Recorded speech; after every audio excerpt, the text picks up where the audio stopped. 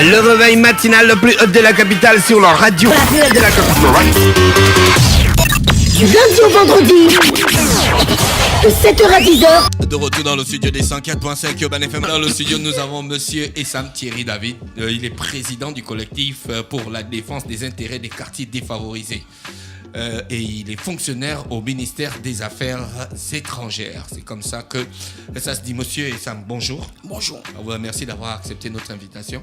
C'est un plaisir partagé. Vous représentez le collectif des intérêts des quartiers défavorisés.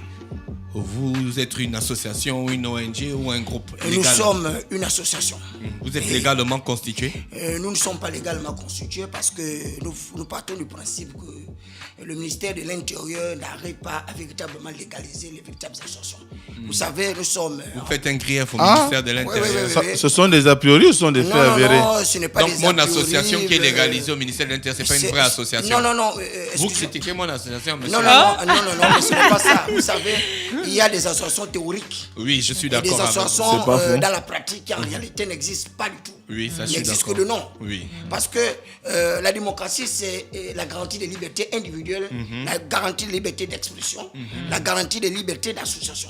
Alors, lorsque on vous parle d'une pléthore de documents pour pouvoir légaliser une association, je dis que ce n'est pas sérieux. D'accord. Et lorsqu'il faut attendre pour avoir le cutus d'une association, alors que vous avez des intérêts à défendre, ce n'est pas du tout nécessaire. Donc, vous avez Ce qui est comment? nécessaire, c'est le regroupement des D'accord. individus à l'intérieur de leur quartier et permettre à ces individus-là d'être capables de défendre leur quartier, leur ville, leur village et voire même leur pays. D'accord. Donc, mon association, je le dis clairement, elle n'est pas légalisée, donc elle n'est pas reconnue d'utilité publique, mais elle est reconnue par l'ensemble des Gabonais. Voilà. Non, l'ensemble Donc, des c'est gens qui vous représentent. l'ensemble des gens de ceux qui vous suivent. dont je suis le défenseur, l'ensemble des gens Vous avez créé qui votre ont adhéré mouvement à cette quand? association-là. Vous avez créé ça quand? J'ai créé cette association par rapport à la période électorale. Ah, d'accord. Voilà. C'est En pas fait, une association c'est opportuniste? Effectivement. Il ne faut pas se le cacher. C'est une association, je dirais même plus phalangiste. Opportuniste, c'est trop simple. Vous savez, les hommes politiques actuels sont des véritables escrocs, des véritables superchireurs. Parce que eux également, ils font la politique pour pouvoir s'enrichir au détriment des intérêts du peuple. D'accord. Et par conséquent, c'est un devoir impérieux pour les populations des quartiers défavorisés que nous sommes de pouvoir mettre en place un ensemble de valeurs pour pouvoir nous autodéfendre. Nous disons que la politique, c'est essentiellement basé sur l'expression du profit. Ceux qui disent que la politique c'est du bénévolat, c'est du mensonge. Parce que si la politique était du bénévolat, on n'aurait pas assisté à cette pléthore de candidatures à faible impact socio-géologique et géostratégique. Or, vous conviendrez aisément avec moi que lorsque des gens arrivent à payer 20 millions de francs CFA pour être candidats à la magistrature suprême et au petit bonheur la chance, ils arrivent à abandonner leurs ambitions, abandonner les électeurs qui les ont choisis pour les représenter, pour s'affilier ou s'inféoder au travers d'autres candidatures. Vous comprenez aisément que ces gens-là ont bel et bien cherché quelque chose. Ouais, Voilà. je suis d'accord. C'est Votre 20 millions de démonstration francs, est c'est logique pas pour quand une même. candidature à l'élection présidentielle. Mais Si c'est- vous savez que vous n'êtes pas apte, mais ça ne sert à rien d'être candidat à l'élection présidentielle pour pouvoir distraire la population. Et moi, mon association est une association à profit, à but lucratif. Et il faut que les candidats le sachent. Voilà. Donc, Au moins, vous êtes.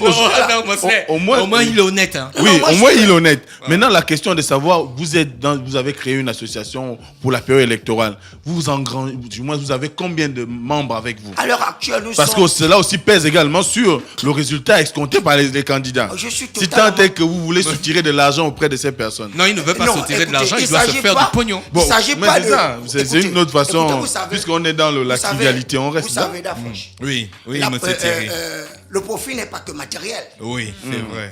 Est-ce que vous comprenez? Il y a le profit moral, le profit psychique, le profit psychologique. Mais dans le cas et le d'espèce, profit c'est pas, Dans le cas on n'est pas dans la d'espèce, philologie, je vous dis, je on ne est suis dans pas- l'esprit matérialiste. Je puisque ne vous suis êtes, pas dans, je vous ne êtes- suis pas un capitaliste sauvage. Pour dire que je suis à la recherche des biens matériels. Il ne s'agit pas de cela. Il s'agit pour moi de défendre mon quartier. Comment, Avec de cochons. comment, Défendre quelle est la mon quartier procédure? en élevant le taux d'intérêt des lecteurs. Vous savez très bien que les gens votent pour un Comment vous faites pour élever le taux d'intérêt des lecteurs? Le taux d'intérêt des lecteurs, il faut révolutionner la mentalité des populations. Il faut que les populations apprennent à comprendre qu'il est hors de question de voter pour un t-shirt, pour une casquette, pour une banderole, pour une escalope, ou pour 5 000 francs. Il ne s'agit pas de cela. Il s'agit de faire en sorte que les différents candidats puissent tenir en compte la réalité de Mabane. Je suis à la baie de Cochon, c'est le quartier le plus défavorisé. Depuis combien de temps vous habitez de notre là-bas? pays, le Gabon. Ça fait plus de 40 ans. La baie de Cochon, c'est mon ADN. C'est où? La baie de Cochon, vous voyez que vous ne connaissez même pas bien ce quartier parce que... La baie de Cochon, c'est derrière La baie de l'hôpital. Cochon, c'est derrière Ah, c'est l'hôpital. vous-même qui avez donné le nom. Là, c'est pas un nom. Non, c'est pas un nom d'emprunt. Et c'est un nom... Qui est parti d'après un constat. Qui est parti d'un constat parce qu'à cette époque-là, Je connais. nous vivons avec des cochons. Ah bon? Je vous Il y avait Mais un- les vrais il y a- cochons là-bas. Il y avait Il y avait un des vrais élevage. cochons. Il y avait un élevage de des cochons. milliers de cochons et qui étaient à la baie de Cochon. Et moi, je suis natif de ce quartier. D'accord. Je n'ai pas honte de le dire. Vous savez, la pauvreté n'est pas une maladie. Mais vous êtes pauvre lorsque vous refusez d'accepter votre condition sociale. Lorsque vous refusez d'accepter ce Alors que la vous campagne, travaillez. on est après de 9 jours de campagne. Quelles ont été vos actions sur le terrain? Nos actions sur le terrain ont consisté d'abord à créer une certaine compétitivité électorale. Cette compétitivité électorale consiste à quoi? À faire en sorte que nous puissions discuter avec tous les candidats. Et nous avons ouvert notre espace politique à la baie de Cochon de telle sorte que les différents candidats, des prétendus candidats à l'élection présidentielle, Ils ne sont plus prétendus puisqu'ils ont été confirmés par les instances. ils ont été confirmés par qui? Les instances, la Sénap qui est chargée de l'organisation C'est quoi la Sénap? des élections. C'est quoi l'organisation des élections? Vous savez, il y a le principe de la légitimité et de la légitimation. Mais ce principe-là va s'affirmer le 27. Ces candidats, je vous dis. C'est au 27 au soir Non. qu'on aura la Ces légitimité. candidats Pour le n'ont- moment, nous sommes dans les... Je vous dis, ces candidats pour la baie de Cochon n'ont aucun impact. Et la baie de Cochon en Parce qu'ils elle-même, sont elle pas représente capables- quel poids électoral? La baie de Cochon, Vous êtes je vous tous dis, c'est inscrits plus là. de 6 000 électeurs derrière l'hôpital. 6 000. C'est plus de 6 000. Combien de bureaux de vote sont dans votre quartier? Du moins dans les centres retenus aux alentours de votre quartier. Vous savez, vous faites bien de poser cette question. Parce que l'une des révolutions de notre quartier, c'est que nous allons organiser des élections le 25 août. Avant les élections du 27. Parce que nous allons choisir, nous, le Entre candidat, habitants. Entre cohabitants, nous allons choisir notre candidat et la volonté populaire va s'imposer à la minorité. Et vous êtes sûr Et que pour tout le le monde moment- a adhéré à cette initiative? Tout le monde a adhéré, vous savez. Les quartiers défavorisés vivent une véritable désillusion. Parce que les différents hommes politiques sont véritablement des comédiens. Par des politiques structurées d'encadrement des électeurs, de telle sorte qu'on ne vote plus pour une escalope. On ne vote plus pour un sandwich électoral. Mais on vote parce qu'on veut véritablement transformer les quartiers de notre quartier en véritable pôle attractif. Vous avez vu la Sablière? Vous avez vu Angongé? Ces quartiers se sont défavorisés se sont, comment dire ça? Constitués sur la base de l'exploitation de la baie de Ces Cochon? quartiers, effectivement. Vous savez pourquoi je le dis? À la baie de Cochon, tous les acteurs politiques viennent puiser cet électorat. Ils vont à tout. À Tango, à Coco Beach, Oyem, à Mouila, à Makoko. Parce qu'ils estiment que c'est un quartier défavorisé. Et par conséquent, les gens sont à l'affût de la paix du gain. Ils sont pauvres et misérables. Vous savez, lorsque vous êtes pauvre et que vous n'avez pas la capacité de défendre votre intégrité morale, votre probité, vous comprenez que vous pouvez être bâillonné, ballotté par les hommes politiques. Et il s'agit de cela dans mon quartier. Les gens votent pour un t-shirt. Monsieur Issam, Ils votent on pour va le aller à l'essentiel. On a Ouais. encore des invités. Moi, à ce fait. qui m'intéresse, c'est votre élection du 25. Il y a deux choses qui m'intéressent que vous allez organiser et ça, c'est vraiment intéressant pour moi. Il y a, vous voulez rencontrer les candidats et votre Nous ne élection. voulons pas rencontrer les candidats.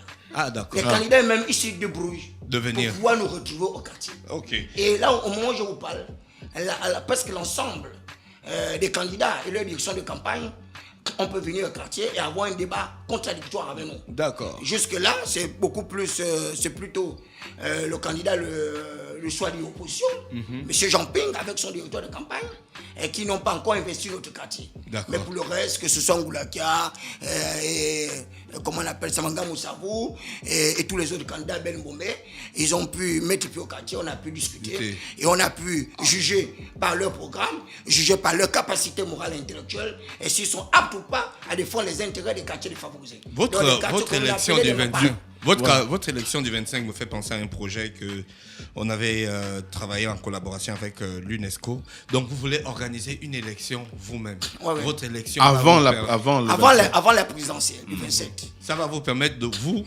les habitants du quartier, de connaître un peu la tendance. Voilà. Et de prendre une décision qui va s'imposer à tout le monde. Voilà, une décision qui va s'imposer à tout le monde pour que nous ne puissions pas être divisés. Tout le monde a adhéré à ce concept. Tout le monde. D'accord. Vous savez, la politique actuelle a détruit les familles. Oui, c'est clair. La politique actuelle a détruit les emplois des gens. La politique actuelle a fait en sorte que vous ne pouvez plus être promu parce que vous avez été catalogué d'être de l'opposition ou de la majorité. Oui, or, nous sommes tous des Gabonais. Et par conséquent, on doit respecter les gens, non pas en fonction de leur opinion, mais en fonction de leur capacité, en fonction de leur talent, de leur don. Vous pouvez être au pouvoir et utiliser un membre de l'opposition qui a des capacités. Qui est médecin, qui est docteur, vous pouvez le promouvoir et imposer des responsabilités. Oui. Mais à l'heure actuelle, il ne s'agit plus de cela. Dès que vous êtes de l'opposition et que le pouvoir est en place, mon ami, vous êtes catalogué. Et ça va se passer le 25 dans ça va se passer le 25. Dans votre quartier. Et pour cette élection, je vous dirais clairement que nous avons identifié 2 pôles attractifs des candidats. À savoir le président Sultan, Ali Bongo Niba, avec son concept d'émergence, d'égalité de chance. Et l'autre candidat? Et le candidat Jean Pink, et qui parle de se débarrasser de la peur. Effectivement, nous avons peur du lendemain. D'accord. Nous avons peur parce que nous vivons dans des conditions les plus exécrables possibles. Vous avez fait la paperasse, les bulletins de vote, vous avez lu l'organisation du scrutin.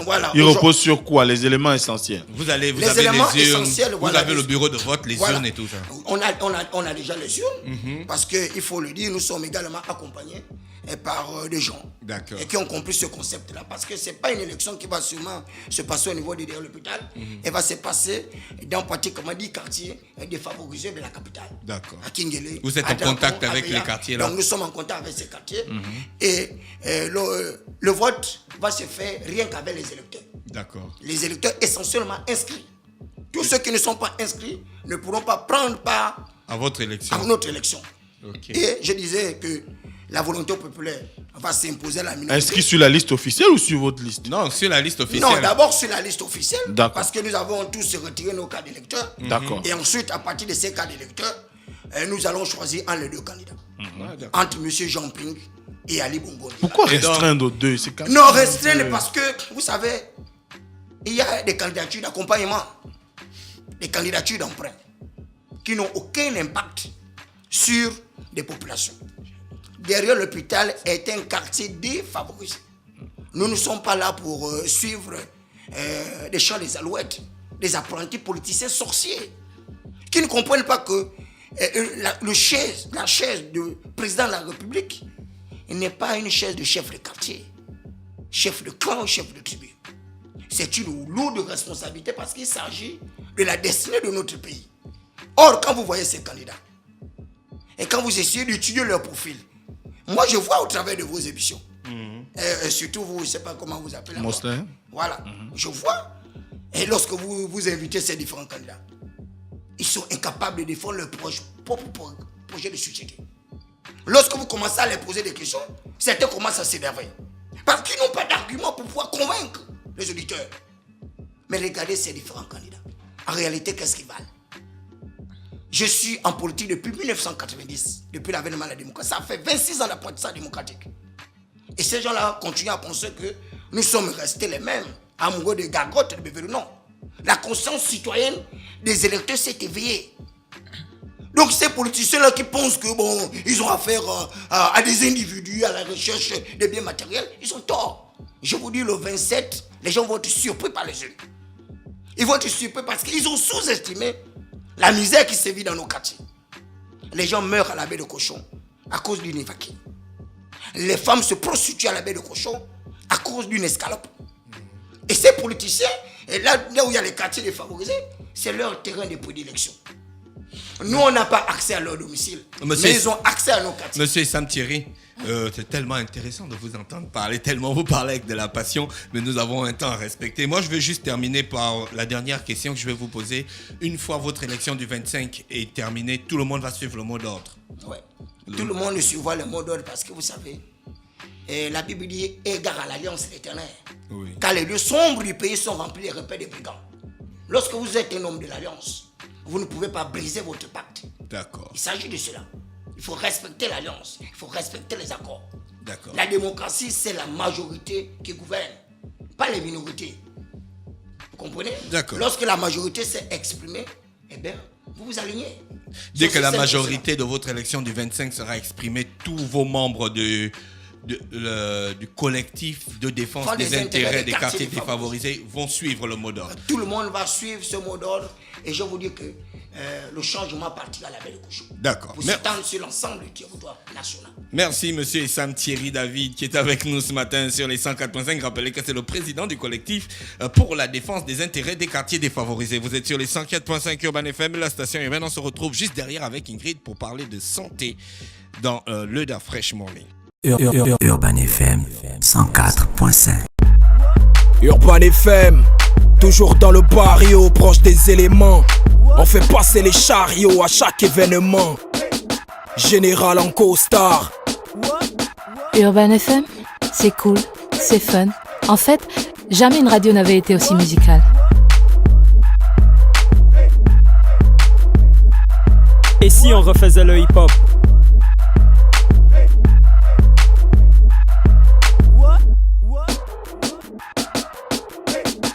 L'équipe nationale de la FM. C'est 100% musique urbaine, c'est notre radio préférée. Urban FM, je te kiffe. Toutes mes exclusivités et toute mon actualité, c'est sur Urban FM. C'est frais, c'est maintenant et c'est pour des générations. Urban FM 104.5.